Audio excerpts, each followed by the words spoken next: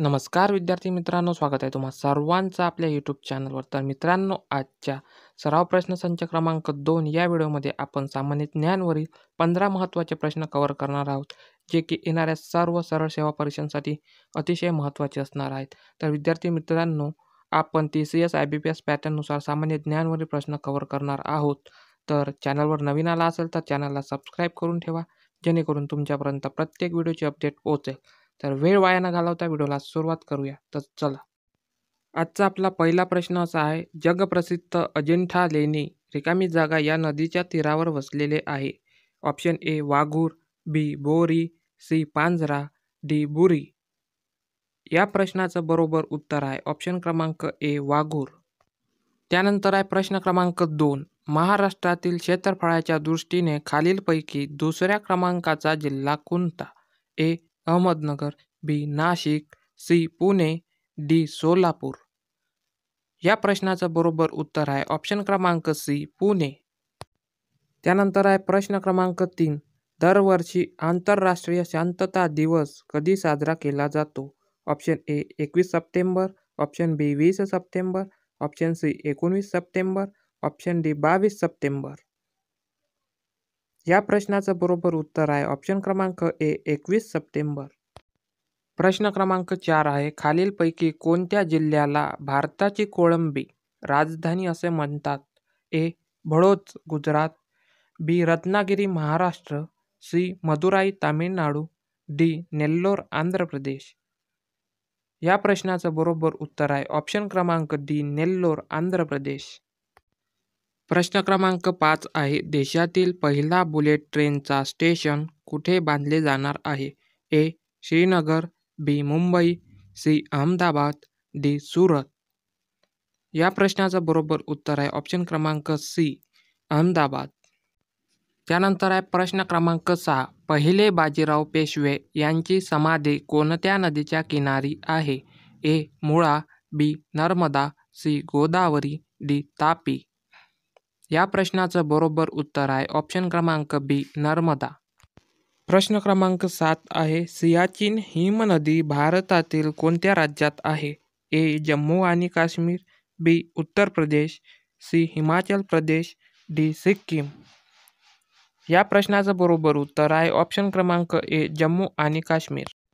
त्यानंतर आहे प्रश्न क्रमांक 8, कोणत्या दिवशी राष्ट्रीय जाहिरात दिन साजरा करतात?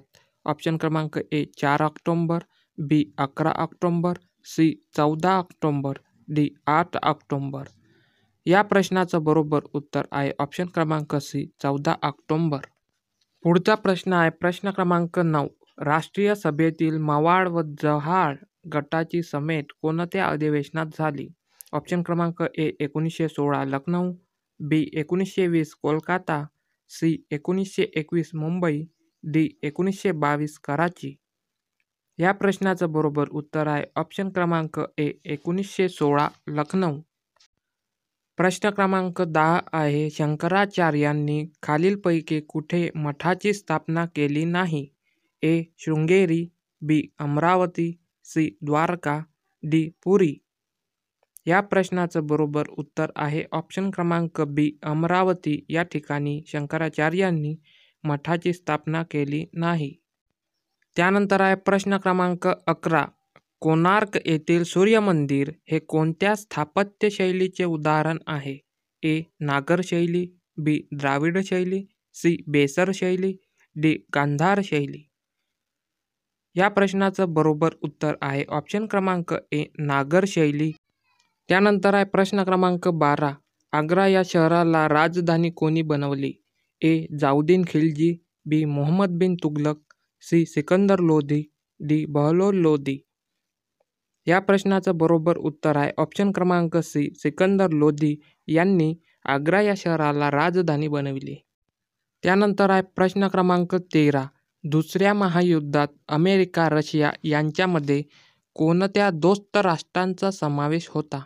ए Germany, B France, C Japan, D Italy. या प्रश्नाचं बरोबर उत्तर आहे ऑप्शन क्रमांक बी फ्रान्स. त्यानंतर आहे प्रश्न क्रमांक 14, महाराष्ट्र राज्यात 15 ऑक्टोंबर हा दिवस कोणता दिवस म्हणून साजरा करतात? ए. कृषी दिन, बी. कामगार दिन, सी. पुस्तक दिन, डी. वाचन प्रेरणा दिन. या प्रश्नाचं बरोबर उत्तर आहे ऑप्शन क्रमांक डी. वाचन प्रेरणा दिन म्हणून 15 ऑक्टोबर साजरा केला जातो. त्यानंतर आजचा शेवटचा प्रश्न आहे प्रश्न क्रमांक 15. बंधन एक्सप्रेस आणि मैत्री एक्सप्रेस कोणत्या देशादरम्यान धावतात? ए. भारत श्रीलंका, बी. भारत पाकिस्तान, सी. भारत नेपाळ, डी. भारत बांगलादेश. या प्रश्नाचं बरोबर उत्तर आहे ऑप्शन क्रमांक डी. भारत आणि बांगलादेश या 2 देशांदरम्यान बंधन एक्सप्रेस आणि मैत्री एक्सप्रेस धावतात.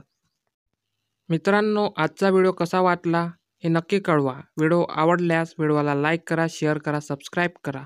भेटूया पुन्हा अशाच नवनवीन व्हिडिओसोबत. तोपर्यंत टेक केअर. Bye bye. धन्यवाद.